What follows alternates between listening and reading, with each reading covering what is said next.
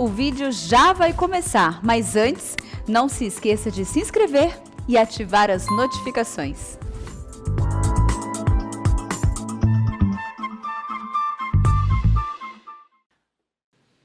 Irmãos amados, nós vamos ler a palavra de Deus no texto de 2 Coríntios, capítulo 8.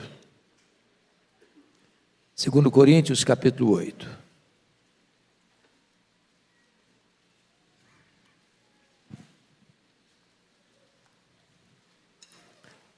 A tônica deste culto tem sido generosidade, e é sobre este assunto que vamos tratar. Está escrito: também, irmãos, vos fazemos conhecer a graça de Deus, concedida às igrejas da Macedônia, porque no meio de muita prova, de tribulação, manifestaram abundância de alegria, e a profunda pobreza deles superabundou em grande riqueza da sua generosidade. Porque eles, testemunho eu, na medida de suas posses, e mesmo acima delas, se mostraram voluntários, pedindo-nos com muitos rogos a graça de participarem da assistência aos santos. E não somente fizeram como nós esperávamos, mas também deram-se a si mesmos, primeiro ao Senhor, depois a nós, pela vontade de Deus. O que nos levou a recomendar a Tito, que começou, assim também complete esta graça entre vós. Como, porém, em tudo manifestais superabundância, tanto na fé e na palavra, como no saber, e em todo cuidado, em nosso amor para convosco, assim também abundeis nesta graça. Não vos falo na forma de mandamento, mas para provar, pela diligência de outros, a sinceridade do vosso amor. Pois conheceis a graça de nosso Senhor Jesus Cristo, que sendo rico se fez pobre por amor de vós, para que, pela sua pobreza, vos tornasseis ricos. E nisto dou minha opinião, pois a vós outros, que desde o ano passado principiastes não só a prática, mas também o querer, convém isto: completai agora a obra começada, para que, assim como revelastes prontidão no querer, assim a leveis a termo, segundo as vossas posses. Porque se há boa vontade, será aceita conforme o que o homem tem, e não segundo o que ele não tem. Porque não é para que os outros tenham alívio e vós sobrecarga, mas para que haja igualdade, suprindo a vossa abundância no presente a falta daqueles, de modo que a abundância daqueles venha suprir a vossa falta, e assim haja igualdade, como está escrito: o que muito colheu, não teve demais, e o que pouco, não teve falta. E o texto prossegue: mas graças a Deus que pôs no coração de Tito a mesma solicitude de amor para vós, porque atendeu ao nosso apelo e, mostrando-se mais cuidadoso, partiu voluntariamente para vós outros, e como ele, enviamos o irmão cujo louvor no Evangelho está espalhado por todas as igrejas. E não só isto, mas foi também eleito pelas igrejas para ser o nosso companheiro no desempenho desta graça ministrada por nós, para a glória do próprio Senhor e para mostrar a vossa boa vontade, evitando assim que alguém nos acuse em face desta generosa dádiva administrada por nós. Pois o que nos preocupa é procedermos honestamente, não só perante o Senhor, como também diante dos homens. Com eles enviamos nosso irmão, cujo zelo, em muitas ocasiões e de muitos modos, temos experimentado. Agora, porém, se mostra ainda mais zeloso pela muita confiança em vós. Quanto a ti, é meu companheiro e cooperador convosco. Quanto a nossos irmãos, são mensageiros das igrejas e glória de Cristo. Manifestai, pois, perante as igrejas a prova do vosso amor e da vossa exultação, e da nossa exultação a vosso respeito na presença destes homens. Me permita ainda a leitura do capítulo 9, versos 6 a 15. E isto afirmo: aquele que semeia pouco, pouco também ceifará. E o que semeia com fartura, com abundância também ceifará.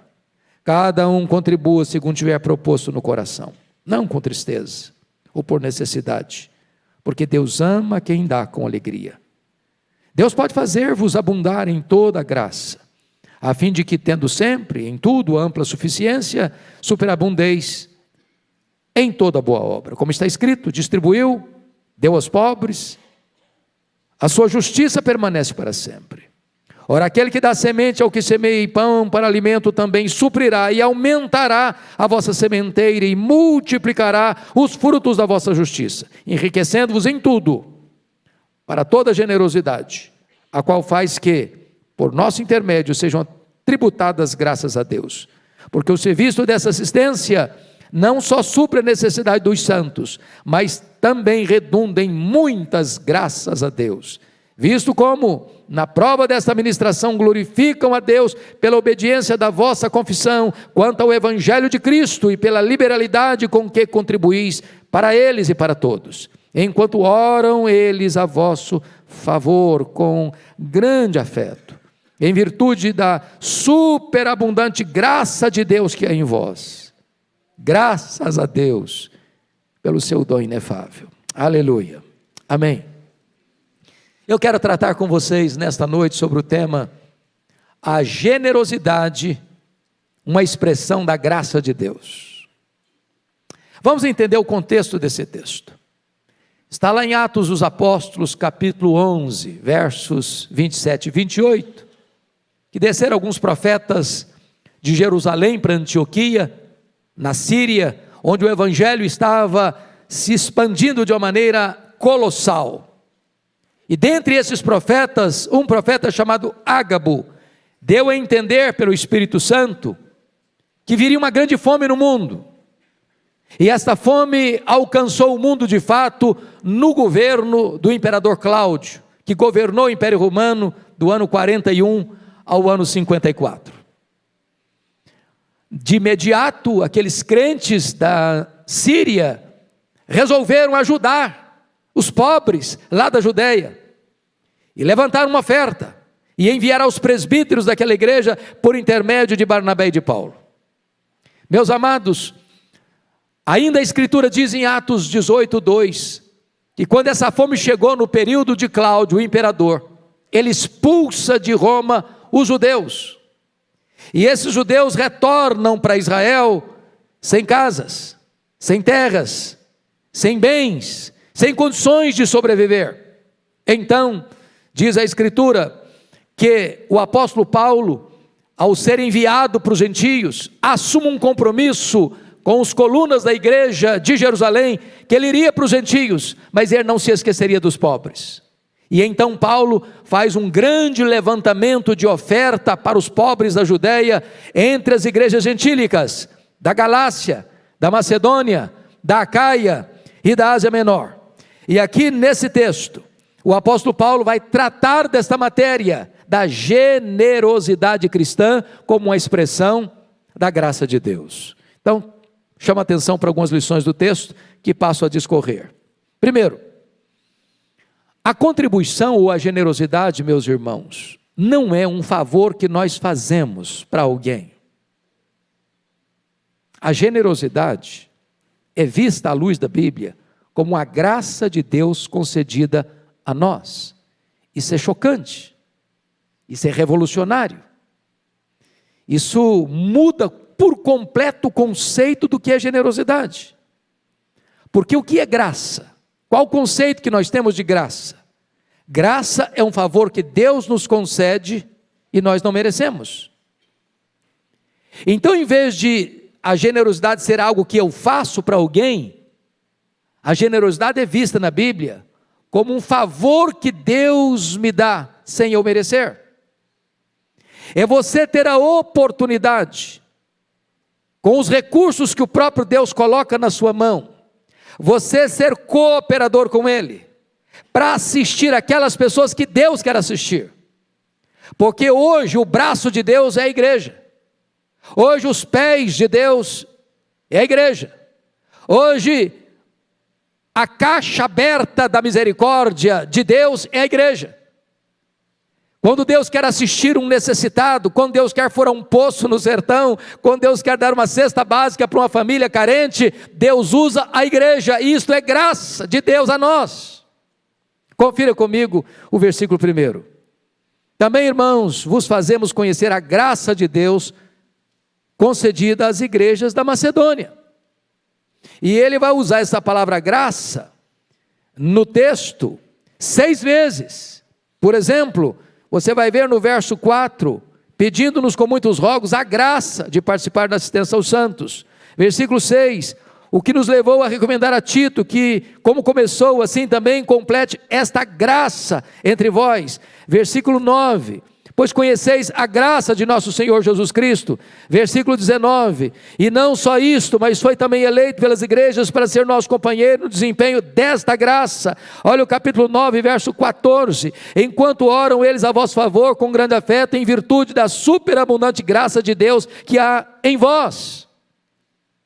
Então, quando você escuta um apelo, um pedido, um desafio, para que você seja generoso, não pense você que você está sendo suprassumo, alguém que merece aplausos, alguém que tem que ser condecorado, alguém que tem que ter seu nome numa lista de generosidade, para que você se envaideça com aquilo que você está fazendo.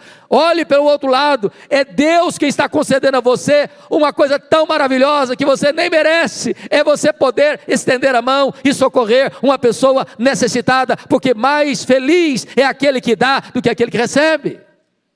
É graça de Deus. Mas amados, a generosidade não é só a expressão da graça.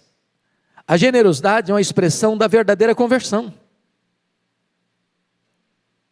Preste bem atenção nisso. Quando João Batista pregava no deserto da Judéia, batismo de arrependimento para perdão de pecados, a evidência de que alguém de fato tinha se arrependido e crido no Senhor, e sido salvo, e sido perdoado, foi levantada na pergunta da multidão para ele: o que nós vamos fazer diante dessa mensagem de arrependimento, de conversão, de perdão, de redenção?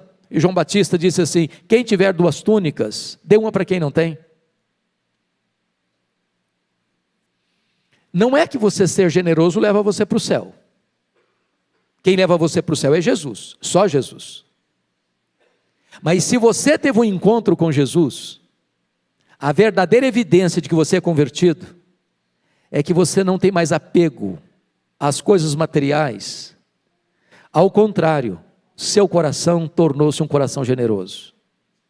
Você tem a alegria de repartir. E quando você é generoso, não significa que você está salvo por isso. Significa que isso é uma evidência de que você foi salvo pela graça, e demonstra isso através das suas obras. Mas há uma segunda verdade nesse texto que eu passo a destacar.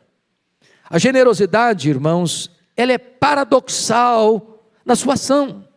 Vejam comigo, por favor, o versículo 2 desse texto. Porque no meio de muita prova de tribulação, manifestar a abundância de alegria, e a profunda pobreza deles superabundou em grande riqueza da sua generosidade. Vamos entender o que está acontecendo aqui. Primeiro, o paradoxo da tribulação e alegria.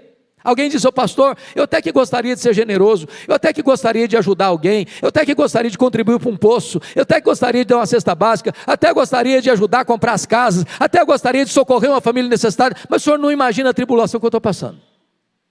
Eu estou precisando de ajuda, estou precisando de colo, estou precisando de cafuné, estou precisando de que alguém me dê um abraço e diga: olha, você está precisando de carinho, você não tem condições agora de ajudar ninguém. Pois o texto está dizendo que aqueles irmãos estavam passando por uma grande tribulação, e apesar da grande tribulação, diz o texto, eles, no meio de muita prova de tribulação, manifestaram abundância de alegria. A alegria do cristão, irmão, não é ausência de problema e não apenas presença de coisas boas. A alegria do cristão é Jesus, e se ele tem Jesus no meio da luta, da prova, do vale, da dor, da enfermidade, das crises maiores da vida, ele está exultando de alegria. Isso é revolucionário, porque só Jesus produz isso. Então não é desculpa para eu não ser generoso.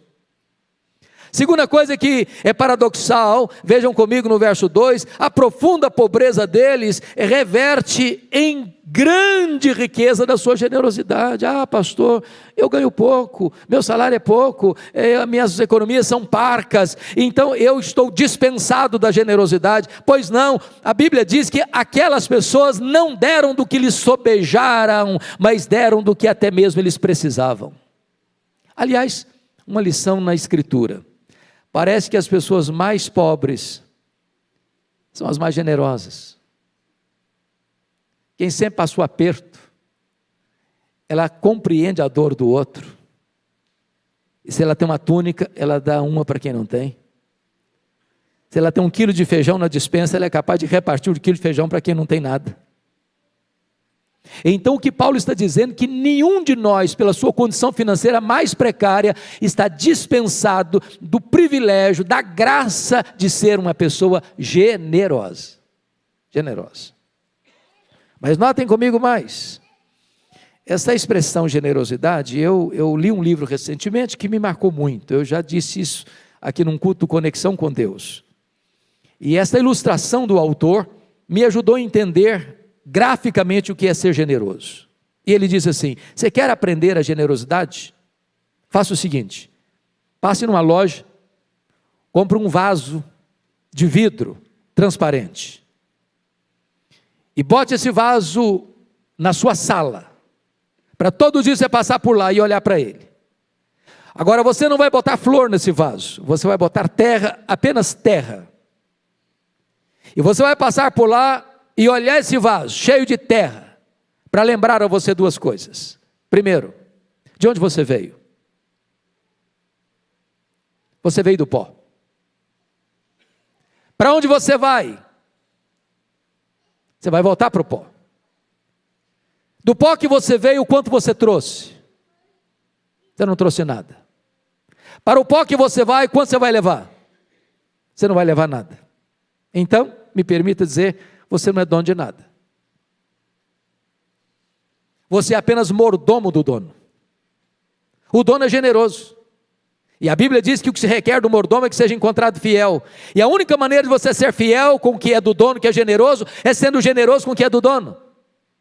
O grande problema que nós temos para sermos generosos é que nós temos a síndrome de dono. Se é meu, é para mim, é para o meu deleite, conforme Salomão diz lá em Eclesiastes 2, tudo que ele faz, casas, açudes, jardins, pomares, árvores frutíferas, reses e tudo é para ele, é para ele, é para ele. Não, essa não é a perspectiva do cristão. O cristão entende que tudo é de Deus e você está tomando conta do que é de Deus, e se você não tem essa síndrome de dono, então você não tem problema de ser generoso com o que é do dono. Mas mais, vejam vocês que a generosidade implica na transcendência da contribuição. Se não, vejamos. Primeiro, olha comigo o versículo 3, a disposição voluntária de dar além do esperado. Veja aí: porque eles, testemunho eu, na medida de suas posses, e mesmo acima delas, se mostraram voluntários. Não é questão de ser pressionado, de ser constrangido. É uma questão de me colocar à disposição. Eu quero, eu preciso, não me deixe de fora dessa. Eu quero participar, eu preciso participar. E muito mais do que esperado deles, diz o texto aí. Acima ou na medida de suas posses, mesmo acima delas se mostraram voluntários. É gente que surpreende, é gente que transcende. Mas ainda, na disposição de dar, mesmo quando não é solicitado, versículo 4, pedindo-nos com muitos rogos a graça de participar na assistência aos santos. Eu fico imaginando que Paulo devia pensar assim: esse povo está tão sofrido, esse povo está tão carente, porque as minas de ouro e de prata que tinham naquela região da Macedônia, Roma estava tomando conta de tudo, e mesmo vivendo numa região rica, o povo era pobre. E aí eles chegam para Paulo, antes de Paulo fazer o desafio para eles: ô Paulo, você está fazendo esse levantamento de oferta para os pobres da Judéia, olha Paulo, não deixa a gente fora, conte com a gente, nós estamos juntos, nós não podemos ser deixados de fora desse grande projeto de assistir os necessitados. Notem vocês que eles deram mais do que o esperado e acima das suas posses. Mas em terceiro lugar, na disposição de dar a própria vida e não apenas dinheiro. Olha o versículo 5. E não somente fizeram como nós esperávamos, mas também deram-se a si mesmos primeiro ao Senhor, depois a nós, pela vontade de Deus. Meus irmãos, uma coisa é alguém dar dinheiro. Eu estava num congresso, há um tempo atrás, pastor Arival, era um congresso dos Gideões Internacionais. E um irmão estava dando testemunho que numa convenção internacional dos Gideões, na cidade de Nova York, levantou-se um empresário e depositou na salva da oferta $1 milhão. É uma oferta expressiva. Mas pode ser que dar um cheque de $1 milhão pode custar muito pouco para essa pessoa. A questão não é quanto de dinheiro eu oferto, mas quanto do meu coração eu ponho. O reino de Deus não lida apenas com dinheiro, o reino de Deus lida com gente. E a igreja de Deus não veio para explorar as pessoas, a igreja de Deus veio para servir as pessoas. E quando a igreja de Deus veio para servir as pessoas, primeiro ela se doa, primeiro ao Senhor, depois uns aos outros para servi-los. Esta é a comunidade do amor, esta é a comunidade que tem comunhão, esta é a comunidade que chora com os que choram, se alegra com os que se alegram e tem a mão aberta para socorrer os necessitados. Dean Elliott disse certa feita: não é tolo aquele que dá o que não pode reter, para ganhar o que não pode perder. Essa é a expressão da generosidade da igreja. Mas me permita uma outra colocação nesse texto. A generosidade implica numa contribuição progressiva na sua prática. Porque às vezes, meus irmãos, pode nos dar um surto de generosidade, num dado momento, numa necessidade pontual. E aí todo mundo se mobiliza, daqui a pouquinho, perde o entusiasmo, esquece, cada um vai cuidar da sua vida, ninguém mais quer saber do que o outro está passando, e veja o que está acontecendo aqui. Versículo 6, um bom começo não é garantia de progresso. O que nos levou a recomendar a Tito que, como começou, assim também complete esta graça entre vós. O que aconteceu? Quando Paulo esteve lá em Corinto, ele desafiou a igreja. E a igreja disse: não, Paulo, estamos juntos. E o povo começou a ficar animado, e o povo começou a contribuir. Mas aí Paulo saiu de Corinto e foi lá para Éfeso. E aí a igreja foi começando a arrefecer o ânimo, aí já não contribuía mais, aí já estava com a mão fechada, aí o bolso já estava fechado, e aí o coração já não se movia mais, e aí Paulo precisa mandar Tito para lá, falou: Tito, vai lá, move o coração do equipe de novo, fala de novo, encoraja de novo, exorta de novo, porque você não ajuda o povo apenas com boa intenção. Eu tenho um colega de turma, que sendo missionário fora do Brasil, ele conta uma história até engraçada, não sei se de fato foi bem assim não, mas é engraçado. Ele disse que tinha um irmão bem aquinhoado financeiramente na igreja, onde ele é pastor, e esse irmão dizia para ele: olha, aqui tem uma churrascaria, que é a melhor da cidade, um dia eu vou levar você lá. Aí o pastor perguntou: mas quando? Not today, not tomorrow, but one day. Não hoje, não amanhã, mas um dia. E ele ficou lá vários anos, e esse irmão nunca levou o pastor na churrascaria. Já pensou no negócio desse? Ninguém enche a barriga de ninguém com promessas.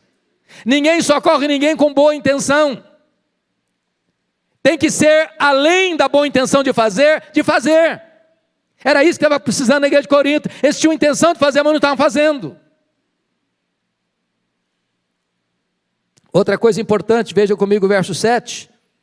Progresso em outras áreas não é garantia de crescimento na generosidade, não. Está escrito aqui: como, porém, em tudo manifestais superabundância, tanto na fé, como na palavra, como no saber, e em todo cuidado, e em nosso amor para convosco, assim também abundância essa graça. O que Paulo está dizendo? Olha, vocês são maravilhosos nessa área, naquela outra área, vocês são maravilhosos. Olha, gente, vocês estão crescendo na fé, vocês estão crescendo na palavra, vocês estão crescendo no saber, no conhecimento, vocês estão crescendo no cuidado e tal, mas vocês precisam melhorar nessa área da generosidade. Irmãos, tem crente que sabe tanto, que você sente assim um pigmeu na presença dele. O cara sabe muito, é um teólogo, ele conhece tudo, conhece a história da igreja, conhece as correntes teológicas, conhece os teólogos, conhece tudo, mas o cara tem uma jararaca no bolso. O cara é pão duro, mão de vaca. Tem outras pessoas que têm uma fé assim, quase que sobrenatural. Mas na hora de um apelo para socorrer o necessitado, ele encolhe a mão. Então o fato de você desenvolver em algumas áreas da sua vida espiritual, não significa que você não precise de crescer nesta área da generosidade. Olha comigo os versos 10 e 11. Confira aí. E nisso dou minha opinião, pois a vós outros, que desde o ano passado principiastes não só a prática, mas também o querer, convém isto, completai agora a obra começada, para que assim como revelastes prontidão no querer, assim a leveis a termo, segundo as vossas posses. O que significa isso? Não se assiste os necessitados apenas com boas intenções, com promessas. Bom, mas vamos adiante no texto, porque tem algo sublime aqui. A generosidade, irmãos, é expressão, é resultado do máximo exemplo de generosidade, que é o exemplo de Cristo. Veja comigo, por favor, os versos 8 e 9 do nosso texto. Veja aí comigo. Não vos falo na forma de mandamento, mas para provar pela diligência de outros a sinceridade do vosso amor, pois conheceis a graça de nosso Senhor Jesus Cristo, que sendo rico se fez pobre por amor de vós, para que pela sua pobreza vos tornasseis ricos. E eu pergunto a você, quão rico o Senhor Jesus, o Cristo pré-encarnado, era? Aquele que é um com Deus, da mesma essência de Deus, da mesma natureza de Deus. Quão rico ele era? Criador do universo, sustentador do universo, dono do ouro e da prata. Tudo que existe é dele, tudo pertence a ele. Ele é o herdeiro de Deus. E diz a Escritura que ele a si mesmo se esvaziou, e ele assumiu a forma de servo, e ele entrou na nossa história, e ele não tinha onde reclinar a cabeça. Ele nasceu num coxo de animal, foi depositado num coxo de animal, manjedoura e mangiare, onde os animais comem. Foi envolto em panos e nem num berço rude colocaram num coxo onde os animais comiam. Trabalhou a vida inteira numa carpintaria com as mãos calejadas. Ele não tinha sequer onde reclinar sua cabeça. Precisou de um animal emprestado para entrar em Jerusalém, precisou de um túmulo emprestado para ser sepultado. Ele se fez pobre, para que por meio da sua pobreza, você e eu nos tornássemos ricos, porque ele veio, ele se esvaziou, ele assumiu a forma de servo, ele se humilhou até a morte e morte de cruz, para que ressuscitando, selasse a nossa redenção e pudesse nos dar a bênção de sermos herdeiros de Deus e co-herdeiros com Cristo, e tudo que o Pai tem pertence à sua igreja. Você é rico, riquíssimo. E aí você que está em Cristo, irmão, não pode, olhando para o exemplo de Cristo, fechar a mão, o coração, o bolso, a casa, sem demonstrar generosidade. Mas notem mais. Notem mais. A contribuição cristã, a generosidade, ela traz ricas bênçãos para nós. E a primeira coisa que o texto vai nos informar, e agora eu gostaria que você fosse comigo para o capítulo 9, é que aqueles que são generosos são abençoados. Olha o versículo 6, e isto afirmo, aquele que semeia pouco, pouco também ceifará, e o que semeia com fartura, com abundância também ceifará. Às vezes esse texto é usado hoje por alguns espertalhões da fé, por alguns camelôs da fé, para fazer uma falsa propaganda de barganha com Deus, de troca com Deus, e de querer arrecadar dinheiro de maneira às vezes inescrupulosa, para dizer, não, você tem que dar 10 para você receber 1.000, se você der uma oferta de 900, você ganha 100 mil, e aí o cara fala, esse troço é bom, investir nesse banco celestial dá dinheiro aqui, eu quero ser rico, então deixa eu ofertar para eu ser rico. Na motivação está errada, não é barganha não, mas o princípio é verdadeiro. Foi lido aqui hoje, se você retém mais do que é justo, isso é pura perda, mas a alma generosa prosperará. Quando você dá ao pobre, você empresta a Deus.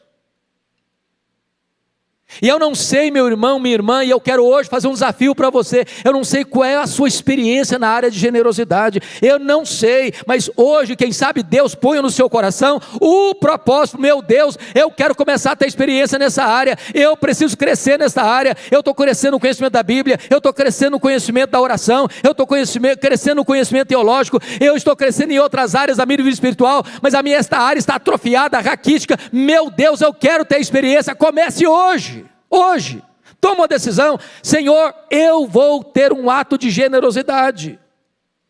Quem sabe, meu irmão, conforme foi dito aqui, nós estamos com 91 postos, hoje que vai passar de 100. Hoje que vai passar de 100. Hoje que você pode dizer: meu Deus, quem é da minha família, quem é de alguém que da igreja, quem é que eu conheço, que está precisando de um socorro, de uma ajuda, de uma oferta específica. Eu nunca me esqueci de um presbítero amigo, que disse algo para mim fantástico.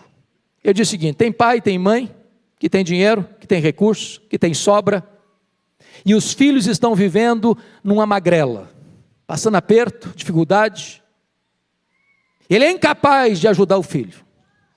Aí morre e deixa tudo de herança. Tudo de herança. Isso não é vantagem, não. Deixar a herança para os filhos é lei. Você tem que ajudar quando a pessoa está precisando. Estender a mão quando a pessoa está precisando. A generosidade é a marca de um cristão. Ele tem o coração aberto, ele tem a mão aberta, ele tem o bolso aberto, ele tem a casa aberta. E se você semear mais, você vai colher mais. Se você semear menos, você vai colher menos. É uma lei universal. Mas em segundo lugar, veja você no verso 9 e 7. Cada um contribua segundo tiver proposto no coração, não com tristeza ou por necessidade, porque Deus ama quem dá com alegria. Tem muita gente que pega esse texto aqui para aplicar para o dízimo. E se equivoca.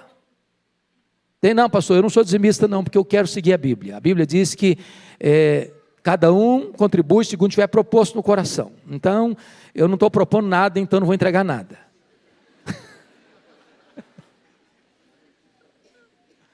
Ou diz assim: pastor, eu não sou dizimista não, mas eu vou propor no meu coração dar 2% do que eu ganho. É o que a Bíblia está ensinando. Proposto no coração, eu propus 2%, eu vou dar 2%. Bom, gente, vamos entender uma coisa muito importante aqui. Esse texto não está falando de dízimo, tá? Esse texto tem um contexto específico de uma oferta, de uma coleta que está sendo levantada entre as igrejas gentílicas para uma situação pontual que está acontecendo com os pobres da Judéia que vieram de Roma expulsos, que não têm recursos para resolver uma questão. Então, oferta você dá segundo você propõe no coração, com alegria, porque Deus ama não o que é dado, Deus ama quem dá com alegria. Entenda isso. Deus não precisa de dinheiro. Deus é dono do ouro e da prata. Agora, note você que quando você dá com alegria, Deus ama você. Olha que coisa fenomenal, Deus ama quando você faz isso.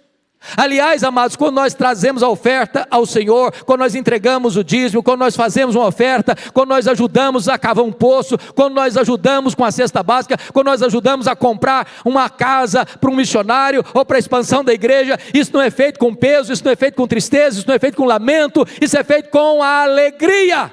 Alegria, Deus ama quem dá com alegria.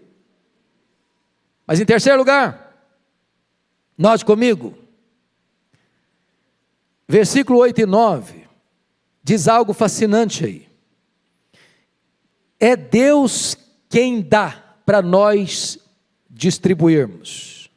Veja você, por favor, versos 8 e 9, do capítulo 9.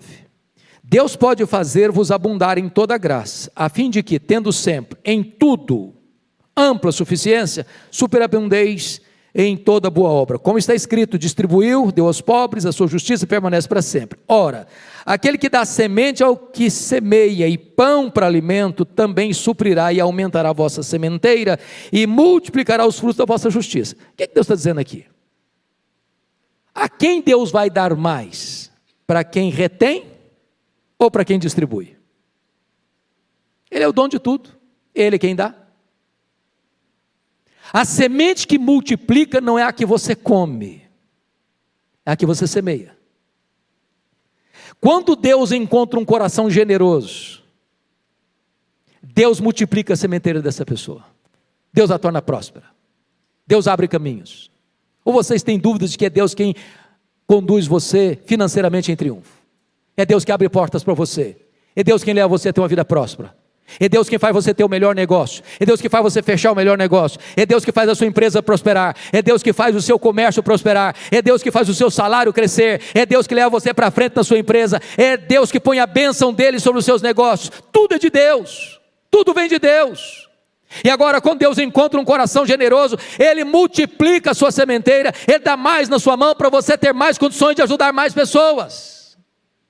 É um princípio espiritual.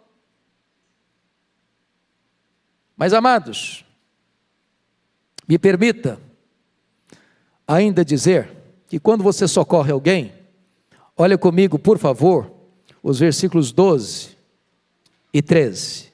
Porque o serviço desta assistência não só supre a necessidade dos santos, mas também redunda em muitas graças a Deus, visto como, na prova desta ministração, glorificam a Deus pela obediência da vossa confissão quanto ao Evangelho de Cristo, pela liberalidade com que contribuís para eles e para todos. Então, notemos uma coisa aqui: quando você faz uma oferta de generosidade, isso produz dois resultados.